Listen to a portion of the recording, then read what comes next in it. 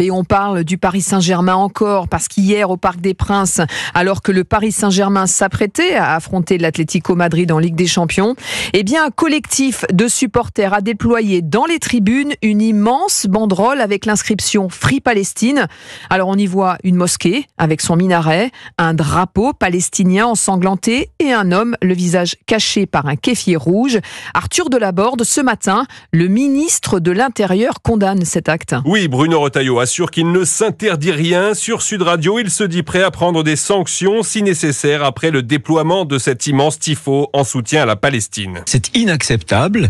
C'est une bâche quand même de dizaines de mètres carrés.